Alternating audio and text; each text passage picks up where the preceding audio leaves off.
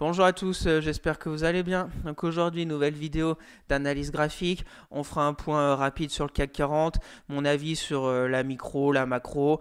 Après, on passera sur le suivi de mes trades court terme avec quelques petites nouveautés. Et pour finir, des actions qui techniquement me semblent intéressantes à surveiller de près. N'hésitez pas à aller voir ma vidéo de mercredi sur une nouvelle série sur la chaîne, le suivi d'actions plutôt sur une vision long terme en données hebdomadaires. Je vous ai mis 20 actions. On fera un suivi tous les mois pour voir un peu chaque action, la direction qu'elle va prendre. Je pense en refaire une autre la semaine prochaine sur 20 autres actions éligibles bien évidemment au PEA. Ça fera un panel assez large de beaucoup d'actions dans différents secteurs d'activité qui peuvent être intéressantes à surveiller pour soit une stratégie long terme à dividende, soit du swing. Chacun, bien évidemment, sa stratégie à lui. Donc n'hésitez pas à vous abonner à la chaîne, à partager la vidéo, à me lâcher un maximum de likes, ça me ferait très plaisir. Si vous avez des questions, des remarques, n'hésitez pas à me les mettre en commentaire, je serai ravi d'échanger avec vous. Je vous rappelle mon Twitter où je fais le suivi de mes trades court terme, de mes analyses techniques, etc. Le lien est dans la description.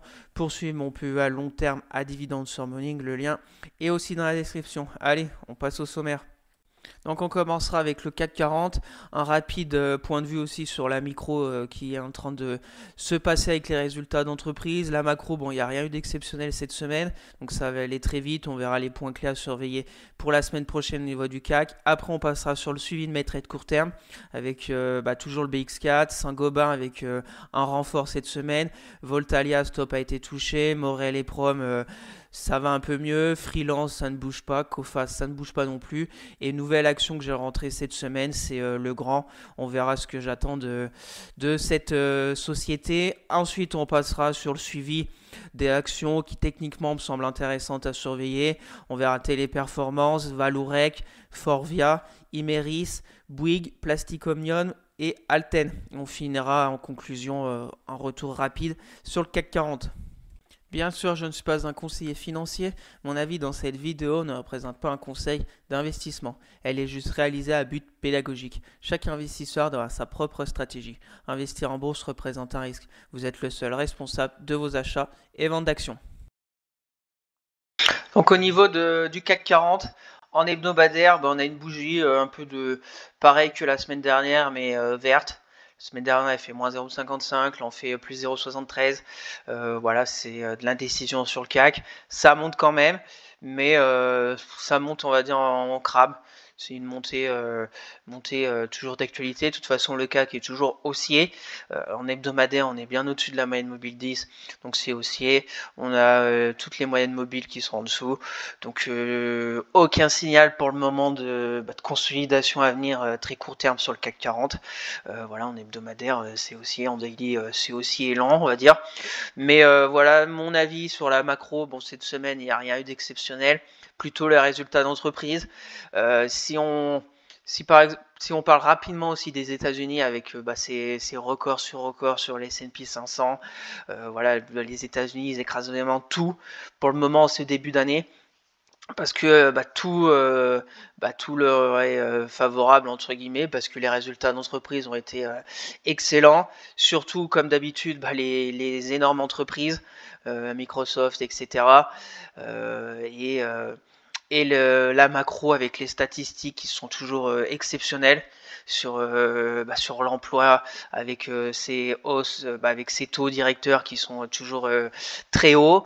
Donc tout leur sourire, récession il y aura peut-être pas, la macro excellent, les résultats excellents, donc ça nous fait un peu de direction à la lune au niveau des indices américains, sachant qu'en plus la Fed maintenant entre guillemets sont dans un fauteuil avec les taux aussi hauts, parce que dès qu'il va y avoir on va dire on a vu avec les banques, la banque régionale qui sont en train un peu de vaciller, le pompier de service, la Fed arrive tout de suite à la rescousse.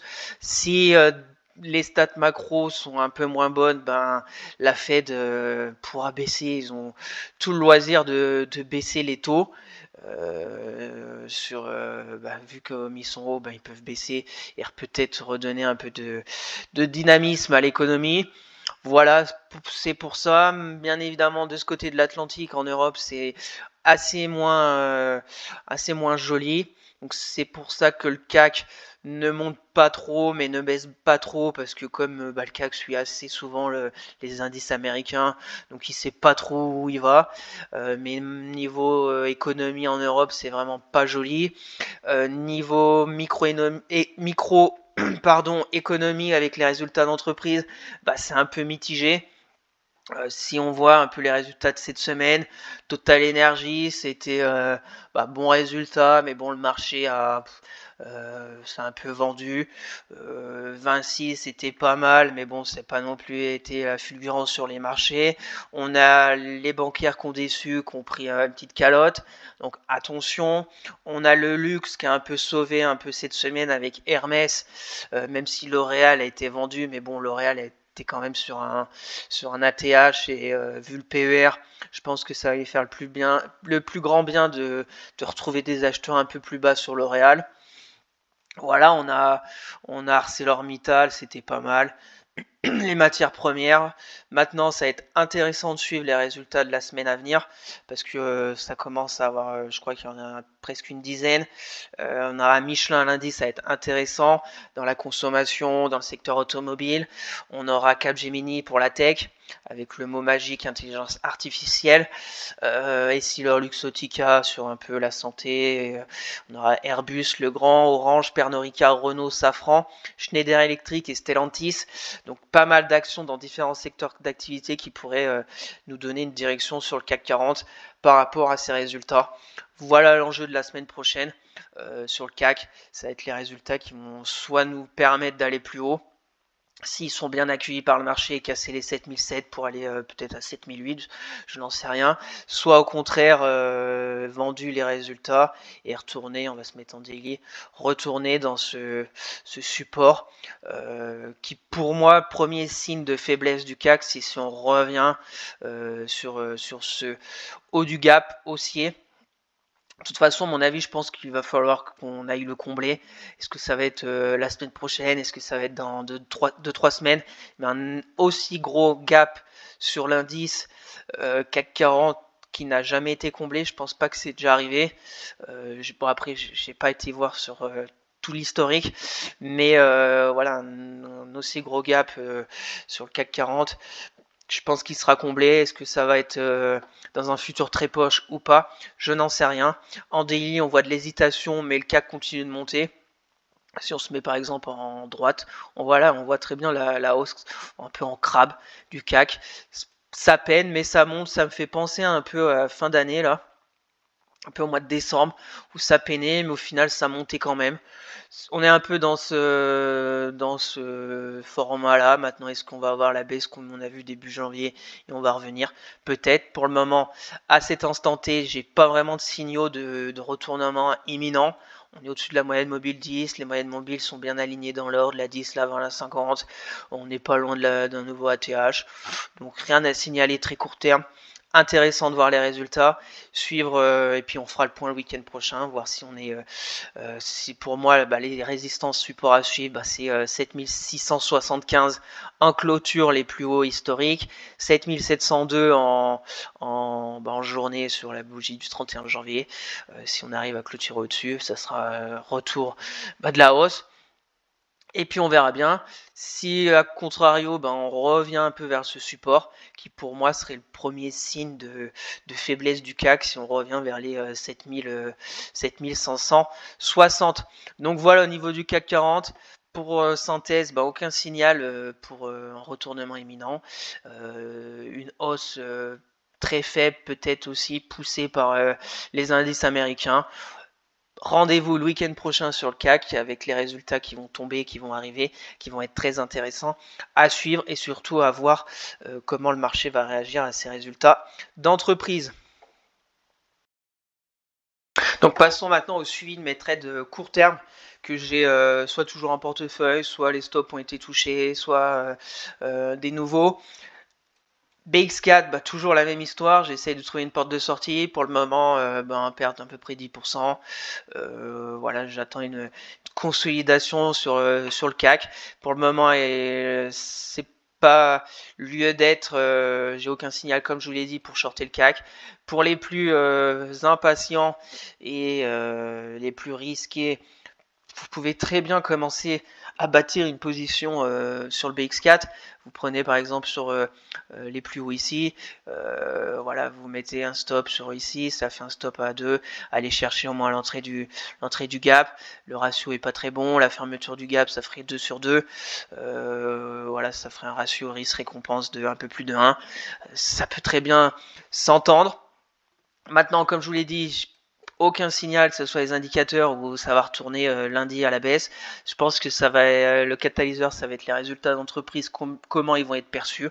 Ce que j'attends, c'est d'essayer de sortir avec le moins de dégâts possible sur ce trade qui a été très très mal fait de ma part. Depuis le 21 novembre, j'aurais dû déjà sortir depuis belle lurette, mais maintenant j'essaye de limiter la casse sur le BX4. Donc j'attends une consolidation sur le CAC 40 pour ressortir avec le moins de dégâts possible. Allez, on continue avec Saint-Gobain. Saint-Gobain, très, très belle tendance. J'ai repris position jeudi sur franchissement de la résistance. Attention au résultat 29 février. On verra bien ce que ça a donné, on a encore le temps. Pourquoi j'ai repris position? Parce que cassage de la résistance, la dynamique est très belle. On a eu la consolidation, donc pourquoi pas continuer sur cette lancée. Toutes les moyennes mobiles sont alignées, la 10, la 20, la 50. Donc là c'est pareil, rien d'alarmant à signaler court terme. Donc j'accompagne, je grossis ma position. Pour le moment, mon PER est remonté à 65,35. Mon stop, je pense que je vais le remonter à mon PER comme ça. S'il y a quelque chose qui se passe et un retournement rapide de Saint-Gobain, et je sortirai sans gain, mais sans perte aussi. Comme je vous le dis, ma priorité numéro 1 quand je me lance dans un trade court terme, c'est de ne pas perdre d'argent, d'en gagner. C'est bien, mais d'en perdre le moins possible, c'est toujours une priorité pour un bon money management et pour pouvoir survivre dans le temps sur les marchés. Donc bien évidemment, pour ceux intéressés par Saint-Gobain, passage de résistance, des soutiens acheteurs avec les volumes, vous pouvez très bien lundi tenter sur passage des plus hauts de vendredi là avec une petite bougie de plus 0,16, rien d'alarmant, mettre un stop en dessous du support maintenant qui devient de la résistance qui est devenue support zone de polarité, et chercher 72, c'est mon target, mais est-ce qu'on va y arriver avant le 29 février, je n'en sais rien, parce que 29 février résultat, donc comme je vous le dis à chaque fois, attention, c'est un peu la loterie des résultats, comment ils sont appréciés par le marché. On verra bien, on a encore un peu le temps sur Saint-Gobain. J'accompagne maintenant. Voilà, j'ai plutôt une bonne position sur Saint-Gobain. J'accompagne tranquillement pour s'intéresser. Voilà, j'ai un scénario possible sur poursuite de la hausse. Pourquoi 72 le target? Parce que ce que j'aime bien faire, c'est quand on a une belle hausse, une consolidation très bien ordonnée dans un petit canal baissier, et où j'avais même pris position sur le passage de ce canal baissier, c'est de voir la distance de cette consolidation, voilà, à peu près comme ça. Voilà, à peu près comme ça. La reporter sur le passage de la résistance, à peu près, voilà, c'est ici un peu plus haut, voilà, ça nous fait à peu près 72 euros. Voilà pourquoi je me suis fixé 72 euros, mais à voir la suite. Positive sur Saint-Gobain, si elle vous intéresse, je vous ai montré ce que vous pouvez tenter, et puis on verra. Pour le moment, je la fais suivre sur Twitter, je vais vous montrer mon stop apparu, comme ça je serai tranquille au cas où. Allez, on continue avec Voltalia. Bon Voltalia, je suis sorti. Voltalia, si, je voulais vous dire une précision sur mes stops. Parce que là, par exemple, Voltalia, je suis sorti lundi. La bougie, par exemple, de jeudi avec la mèche m'aurait fait sauter. Mais ce que je fais, je mets un stop là sur les vidéos. Mais des fois, je ne le mets pas sur mon portefeuille. C'est plutôt, je mets un stop plutôt, on va dire, entre guillemets, psychologique. Pourquoi? Pour deux raisons. Parce que on peut avoir des mèches basses comme ça et repartir. Et puis pour une autre raison, sachant que je j'ai accès, comme je travaille la semaine, j'ai accès quand même à mon téléphone pour suivre d'un coin de l'œil les marchés, donc je peux au cas où sortir comme ça, on va dire manuellement, sans stop. Bien évidemment, si je pars en vacances une semaine, je mettrai des stops, et puis voilà, au cas où, parce que ça peut très vite tourner vinaigre, mais je les mets à titre là indicatif, mais sur mon portefeuille, c'est plutôt pour le moment des stops psychologiques. Voilà, au niveau de Voltalia. C'est pour ça que je suis pas sorti là, mais au final je suis sorti le lundi sur cette bougie qui était pas belle. Maintenant elle est repartie, on était passé en dessous du support, c'est quand même pas très joli, j'ai une sorte de peut-être petit triangle ici, mais c'est quand même très très faiblard, on est au-dessus de la moyenne mobile 10, mais on est en dessous de la moyenne mobile 20. Voilà, je passe à autre chose, je prends ma perte de à peu près 10%, c'est quand même pas rien, mais c'est quand même très très faible, à voir si on casse ce triangle peut-être, au moins la résistance oblique baissière et qu'on passe au-dessus de la moyenne mobile 20. Affaire à suivre sur Voltalia, moi je suis sorti, on est toujours sur ce range. Peut-être que c'est un excès baissier, un peu comme ici l'excès haussier, et qu'on va repartir. Mais c'est quand même très très faiblard. On continue avec Morel et Prom. Donc Morel et Prom, il y a du mieux, même si je suis toujours en perte, là, 7%, j'étais monté à plus de 10. Donc comme je vous l'ai dit précédemment, là par exemple, la bougie du jeudi, avec un stop à 5,10, j'aurais sauté. Donc voilà, après, c'est chacun fait bien comme il veut, soit il met un stop, mais des fois ça peut sauver, mais ça peut sortir. Mais bon, rien ne dit que Morel va pas revenir à 5,10 et je sortirai manuellement. Chacun fait comme il veut, c'est dangereux de pas mettre de stop, ça peut sauver des fois, mais ça peut, voilà, c'est délicat. Comme je vous le dis, des fois je mets des stops, des fois c'est plutôt des stops psychologiques, voilà. Donc sur Morel et Prom, il y a du mieux là ces derniers jours. On est revenu sur un support, on a fait une mèche basse jeudi, vendredi c'est pas mal, plus 1,34. On est quand même toujours faiblard aussi en dessous des moyennes mobiles. La 10, la 20, elle est plutôt à plat. On est en dessous, on aurait peut-être une forme de double bottom ici. Double bottom, tout à fait recevable. De toute façon, pour le double bottom, pour qu'il soit déclenché, il faut revenir au moins jusqu'ici et casser la ligne de coup. Voilà, c'est comme ça. On met la distance, on reporte quand on l'aura cassé, ça nous donne un target à peu près à 6,30. On n'en est pas encore là du tout. On est qu'au début de peut-être le double bottom. On est sur le rebond. Est-ce que ça va rebondir et au moins aller jusqu'à 5,70? Ça serait très intéressant. Après, c'est la résistance, la ligne de coup. Moi, déjà, ça serait bien parce qu'au moins je reviendrai à mon PRU. Ou au contraire, ça va se dégonfler, repartir, casser vers les 5 euros. Voilà, après, c'est délicat parce que avec le pétrole, on verra bien. Pardon, sur Morel et Prom, résultat, on en est encore assez loin, 14 mars. J'attends. Bien sûr, les personnes intéressées par ce secteur du pétrole et sur Morel et Prom, vous pouvez tenter un passage au-dessus de la bougie de vendredi, un stop sur la mèche basse de jeudi, et puis aller chercher la résistance ici. Ça fait un ratio de 1 pour 1, perte de 5, gain de à peu près 6. C'est recevable. Voilà, après chacun, moi je vous donne juste des idées. Après, c'est à vous de prendre votre décision par rapport à votre façon de trader, d'investir, etc. Donc voilà, je ferai tout suivre bien évidemment sur Twitter comme d'habitude. Pour le moment, il y a du mieux, mais c'est quand même assez faiblard. On continue avec freelance.com. Donc freelance.com, j'avais bien aimé cette bougie du vendredi 2, c'est pour ça que j'avais pris position, PRU 3,79. Malheureusement, ça n'a pas trop poursuivi sur la hausse, ça est plutôt en train de baisser, mais on va dire petite baisse, même si c'est quand même une baisse. On est encore de retour sur ce support oblique haussier, sur la moyenne mobile 50 aussi qui joue plutôt bien son rôle, soit de résistance dynamique tout au long de 2023, la deuxième partie de 2023. Quand on l'avait cassé en décembre 2023, c'est devenu un support dynamique. Donc j'attends de voir. Pour le moment, mon stop est à peu près à 3,55. J'attends de voir une réaction. Là, on est sur deux supports, que ce soit le support oblique haussier, la moyenne mobile 50, la zone de polarité horizontale. Donc, il faudrait vraiment que les acheteurs reviennent rapidement sur le titre. Résultat, encore assez loin, 26 février.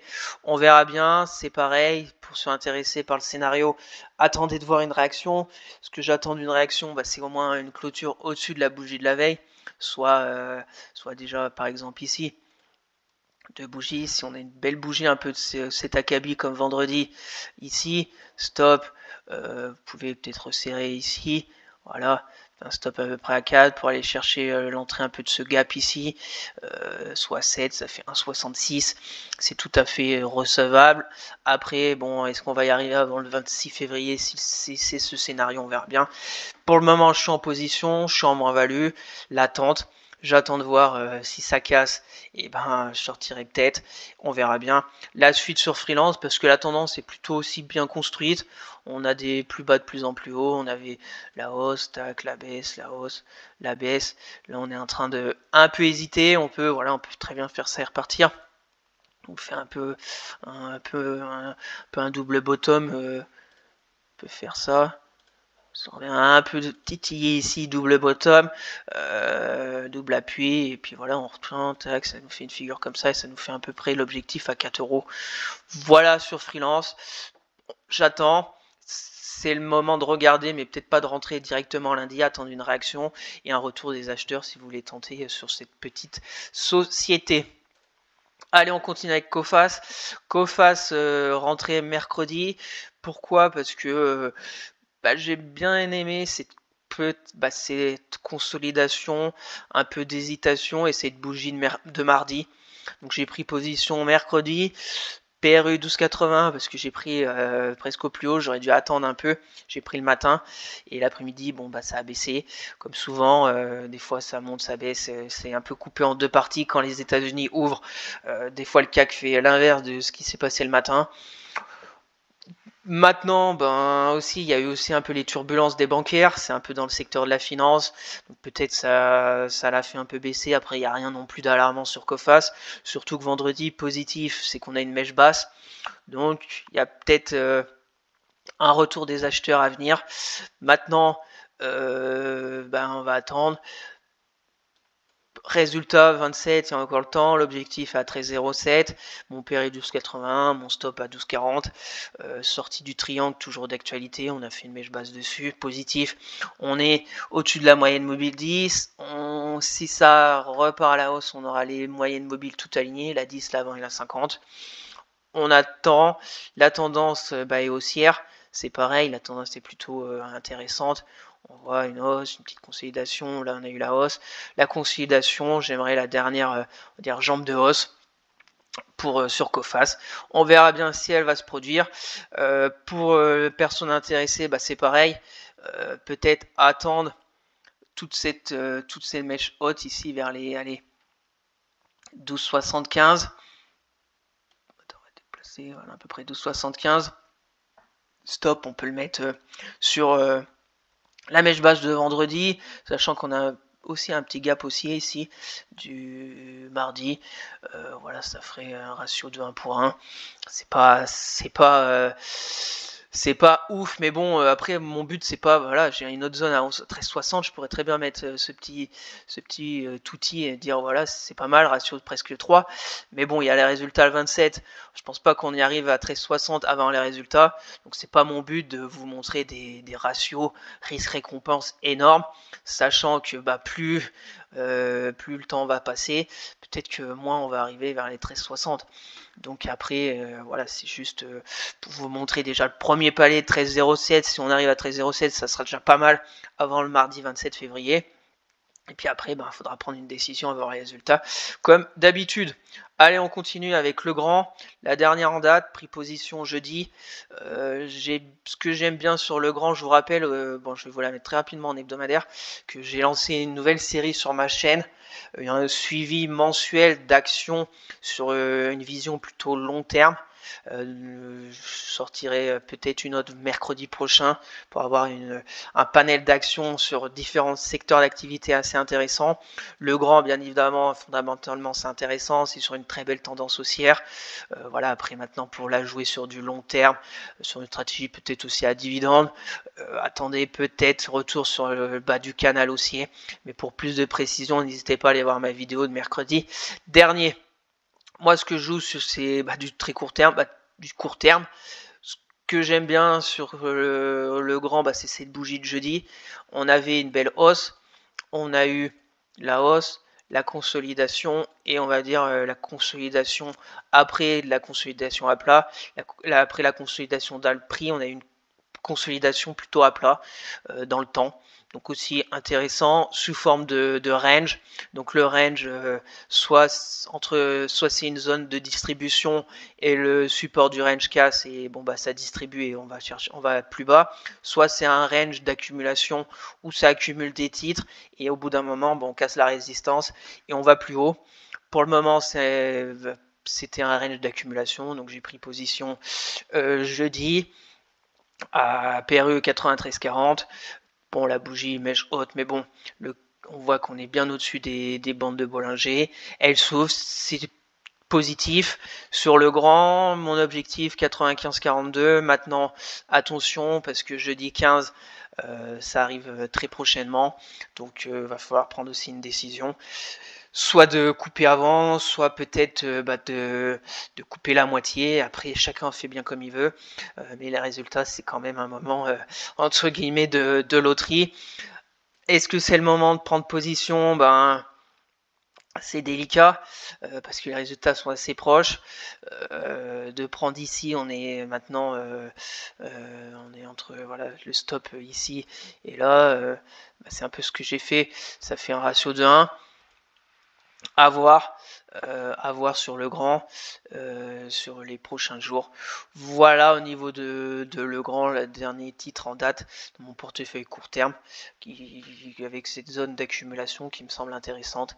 On verra bien où ça va nous mener sur le grand et on verra bien ce que je vais faire aussi avant les résultats du 15 février qui arrivent très prochainement. Donc voilà au niveau du suivi de mon portefeuille court terme avec ces actions que j'ai toujours, et Voltalia où je me suis fait stopper avec une bonne perte quand même 10%. On suivra le week-end prochain, voir où est-ce que j'en serai. S'il se passe quelque chose, je vous partage tout ça sur Twitter comme d'habitude en toute transparence. Donc n'hésitez pas à aller me suivre sur Twitter, le lien est dans la description. Donc soyez prudents aussi à part votre aide. Marquez bien aussi les dates de résultats parce que ça peut très bien se passer comme très mal se passer par rapport au sentiment du marché le lendemain. Le grand, il va falloir que je regarde si c'est jeudi matin ou jeudi après-midi. Mais je crois qu'il y a Schneider Electric aussi, c'est peut-être jeudi. Donc comme les deux entreprises sont un peu du même secteur, il va falloir que je fasse attention. Donc maintenant, passons aux actions que je vous ai sélectionnées car techniquement sont intéressantes. En plus, elles sont avant des signaux. Donc on va commencer avec Téléperformance que je vous la montre depuis un long moment. Pas mal de fois, je vous l'ai montré les week-ends. Là, on est de retour sur le support oblique haussier. On n'est pas loin de ce gap haussier aussi qui peut peut-être attirer les cours. Donc là, on n'a aucun signal court terme d'une reprise haussière. Ce que je vais attendre, c'est de voir un signal. Soit on a un signal direct la semaine prochaine ici et peut-être une clôture au-dessus des 142 pour aller chercher les 156. Soit on est un peu attiré dans ce gap et on vient combler ce gap avant de repartir. Voilà, deux scénarios tout à fait possibles, sachant qu'en plus on a la moyenne mobile 50, la moyenne mobile 200 aussi qui peut jouer rôle de support dynamique. Donc très court terme c'est baissier parce qu'on est en dessous de la M10, M20. Moyen terme c'est plutôt neutre, on est sur la zone de polarité. On attendait un retour des acheteurs sur Téléperformance. On voit sur le RSI avec ce petit support, on est à la limite du 50 qu'on n'était plus passé en dessous depuis le 15 décembre. Donc il y a un peu de faiblesse sur Téléperformance. On est loin des résultats, donc c'est intéressant aussi pour peut-être tenter quelque chose. Voilà, on attend le signal tranquillement. Pour le moment, pas d'actualité sur le signal. S'il se passe quelque chose, je vous partagerai tout ça sur Twitter. Je vais la suivre de près. Et puis on verra bien parce que aussi la tendance haussière est très bien construite avec ce support. on voit des plus bas de plus en plus haut. C'est intéressant, voilà. On peut faire là c'est un peu zigzagué, là on est en train de faire ça, est-ce qu'on va faire ça, ou un peu plus bas, on peut aller même là, et puis repartir. Voilà sur Téléperformance que je vais suivre de près la semaine prochaine. Allez, on continue avec Vallourec. Vallourec, ben, c'est pas joli. Ce qui est pas joli, c'est ce gros gap aussi qui a été vendu, qu'on a fait une grande mèche haute à plus de 15 €. La séance finit à plus 3,10, mais ça a été vendu. Et c'est surtout la bougie du lendemain, presque moins 5%, ça a invalidé totalement ce beau gap. Maintenant, on a un ralentissement un peu dans la baisse, mais c'est pas joli. Est-ce qu'on va faire un peu ce qui s'est passé là le 30 janvier, une grande mèche, une grande bougie rouge et repartir? J'attends de voir. Là, c'est un peu comme Téléperformance, on a toujours un gap ici qui est ouvert, un gap haussier. Donc, est-ce qu'on va être attiré et retrouver un flux acheteur par là, peut-être, ou tout de suite? Maintenant, c'est de l'indécision. Les moyennes mobiles sont toutes entremêlées, donc on ne sait pas trop où ça peut aller. Tout peut se tenter, bien évidemment. Si on va en avoir des mèches basses, si vous avez une bougie verte avec une bougie qui clôture au-dessus de toutes ces bougies précédentes, bien évidemment, vous pouvez tenter, voilà, ça, ou même plus haut. Mais c'est quand même assez délicat, je pense, à voir la semaine prochaine. Au niveau des résultats, on est assez éloigné 1er mars, donc affaire à suivre, je vais surveiller de près, parce qu'au final, c'est quand même dans un canal haussier, même si il y a 2-3 jours, c'est pas joli ce que je vois là. Affaire à suivre sur Vallourec, qui va être intéressant de suivre durant la semaine, surtout que les volumes, il n'y a plus beaucoup de volume du tout, donc si on a un flux acheteur qui arrive rapidement sur le titre, ça pourrait relancer la dynamique sur Vallourec. On continue avec Forvia. Forvia, secteur automobile. Bon, je ne vais pas vous la mettre en hebdo, mais bon, c'est pas une action qui m'intéresserait pour du long terme. Bien évidemment, les résultats de lundi de Michelin pourraient nous donner un signal sur Forvia. Ce que je vois sur Forvia ici, c'est un ralentissement de la baisse. Quand même, la baisse a été quand même très très violente là depuis le passage de ce support. Là, on a eu du -5, -7, -7, quand même grande violence. Ce que je vois, c'est que ça ralentit un peu. Pour le moment, on n'est pas du tout non plus sur. On peut très bien aussi faire après à plat et repartir. Ce serait même très bien de faire quelque chose comme ça. Bien évidemment, les résultats vont nous donner la suite. Lundi prochain, lundi 19 février, on aura Michelin qui va publier lundi déjà là. On va voir ce que ça a donné. J'ai peut-être un petit biseau là d'épuisement sur Forvia. On revient sur un support qui date du 26 octobre. Qu'avait généré des acheteurs. Donc on attend tranquillement un signal sur Forvia. On peut aller jusqu'en bas de ce petit biseau là, par exemple ici, aller à la dernière limite, parce que si on commence à venir vers les 14,73 €, ça sentira quand même pas bon. Et puis voilà, et puis repartir là. On attend le signal. Pour le moment, on est bien avant, donc c'est intéressant de sélectionner les actions avant que le signal se produise. On a des mèches, on a de l'hésitation, mèche haute. Pour le moment, on voit que même la moyenne mobile 10 journalière, où ça fait un moment qu'on est en dessous, au final, on clôture jamais une journée au-dessus. Elle commence à s'aplatir, donc c'est quand même premier signe positif. Voilà, on va suivre ça. On verra bien si on casse le biseau. Si déjà on arrive à clôturer, par exemple, au-dessus de ces mèches là, voilà, à peu près aller à 15,95 €, stop des plus bas, aller chercher là-haut, ça fait un ratio de 1 pour 1, mais de toute façon il y aura les résultats, donc c'est pas évident dans les semaines des résultats, dans le mois des résultats d'entreprise, c'est jamais évident pour des trades court terme, il faut être très agile, et voilà, si vous n'êtes pas à l'aise, vous attendez les résultats tranquillement, et il y aura bien d'autres opportunités dans quelques semaines quand tous les résultats sont passés, on aura peut-être une vision plus globale et savoir où est-ce qu'on va aller déjà au niveau de l'indice et au niveau des actions. Allez, on continue avec Imeris. Imeris, pareil, ce que je trouve intéressant sur Imeris, si je vous la mets aussi en hebdomadaire, c'était le passage de cette résistance oblique baissière, la moyenne mobile 20 hebdomadaire, avec cette belle bougie hebdo, soit cette bougie daily là de plus 13%. Avec ce qui est intéressant, c'est quand on a une bougie de plus 13%, c'est de respirer, qui est tout à fait normal. Donc là, on a respiré tranquillement, on n'est pas revenu comme ça, par exemple. Après, on aurait pu. Peut-être ça va être le cas dans les prochains jours sur Imeris, mais on est resté à plat. Une consolidation dans le temps et pas dans le prix, quoi. Sur un peu plus de 10 jours. 10 jours de cotation. Maintenant, deux possibilités sur Imeris, soit ça casse le support et on va plus bas, peut-être rechercher un flux acheteur vers ce gap, soit ça casse la résistance et on continue la hausse. Rendez-vous mercredi 21 février pour les résultats. Pour les plus agressifs, attendre peut-être un dernier retour sur ce support de ce range. Attendre une bougie, voilà, peut-être prendre ici, le stop là, le gain là, ça ferait un bon petit ratio risque de 2 qui peut se réaliser peut-être avant le 21 février. Voilà sur Imeris, à suivre. Pour le moment, aucun signal.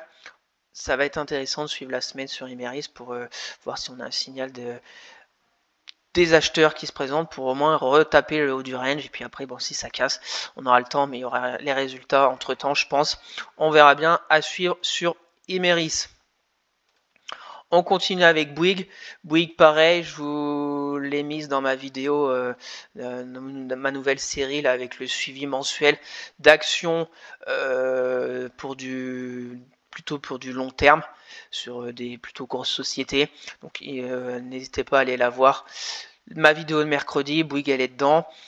Maintenant sur du court terme, ce que j'aime bien, c'est un retour sur le support qui est toujours d'actualité. Support oblique haussier, la moyenne mobile 200.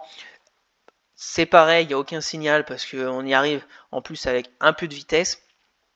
Donc faut attendre. Attendre quoi? Soit un peu comme ici là. C'est à peu près la même chose, on était revenu avec un peu de vitesse, on a eu une stabilisation pendant 5 jours, et puis après on est reparti à la hausse. Donc j'attends sur Bouygues, il y a des volumes, le RSI c'est pas joli, les résultats 27 février, il y a encore le temps, donc on attend tranquillement un signal ça peut être soit voilà une petite baisse de la volatilité, un petit range très court terme, et puis après rattaquer au moins maintenant la résistance un peu ici, vers les 33,80 €, voire plus. On attend le signal sur Bouygues, pour le moment c'est baissier. La moyenne mobile 10, la moyenne mobile 20, la moyenne mobile 50 est baissière. On attend le signal, voir si la semaine on a un signal sur Bouygues. On a un peu pareil que Téléperformance, on a ce gap qui est toujours pas comblé. Donc on pourrait aller peut-être combler ce gap avant de retrouver un flux acheteur. Ça nous ferait revenir vers à peu près les 32 €. Ça nous ferait passer un peu en dessous de la moyenne mobile 200, mais un peu comme ici, rien d'alarmant. On attend tranquillement, bien évidemment, vous pouvez tenter, soit après je vous montre, mais vous pouvez faire des demi-positions, un peu comme Saint-Gobain où j'ai renforcé. Vous pouvez prendre position là vers les 33. Si elle rebaisse vers le gap et qu'on a un signal de retournement, entre guillemets moyenne à la baisse, reprendre vers 32 et quelques. Et puis voilà, vous pouvez faire plusieurs choses. C'est comme les vendre en plusieurs fois. Voilà au niveau de Bouygues, on attend le signal tranquillement. On continue avec Plasticomium. Bon, Plasticomium, c'est dans le même secteur que Forvia, donc peut-être ça va être impacté avec Michelin. C'est à peu près la même chose que Forvia. On est revenu sur un support sur octobre 2023, janvier 2024, et là on est de retour. Est-ce qu'on va faire un double bottom?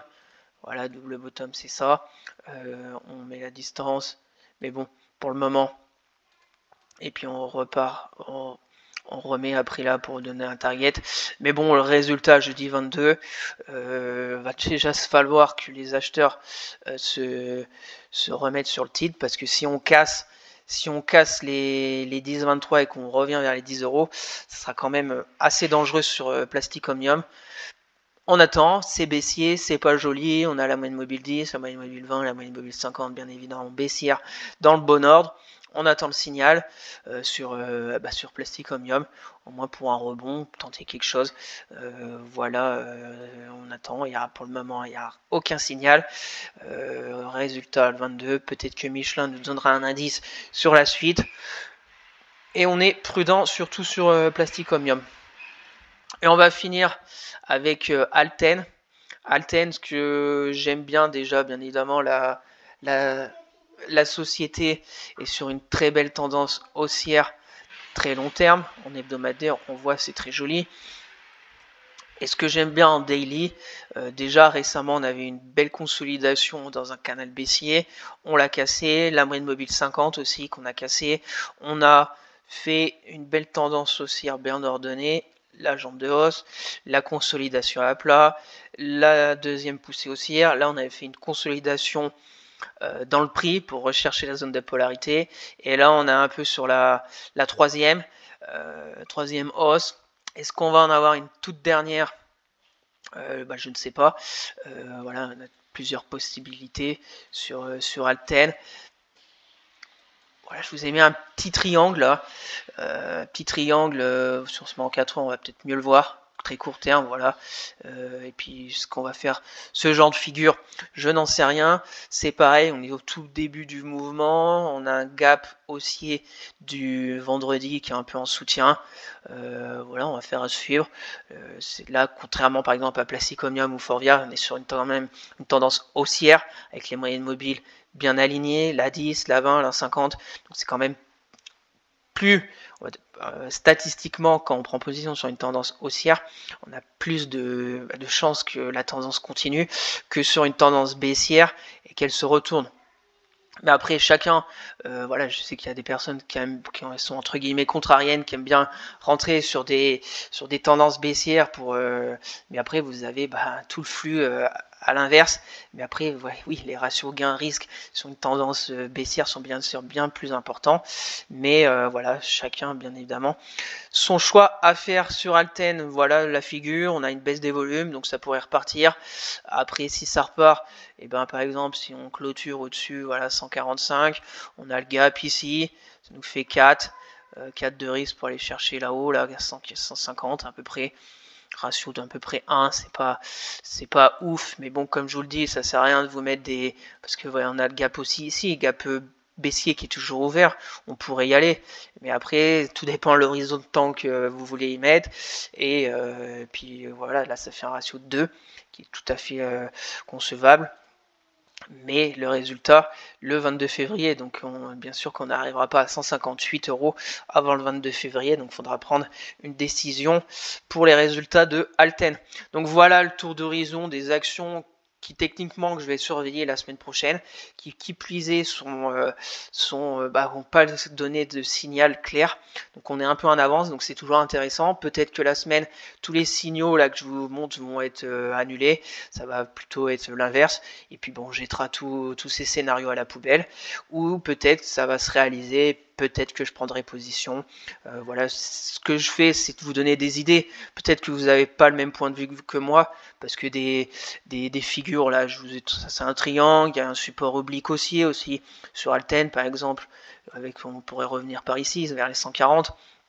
Voilà, moi, ce que j'essaye, c'est juste de vous donner des idées. Après, c'est à vous de faire votre choix.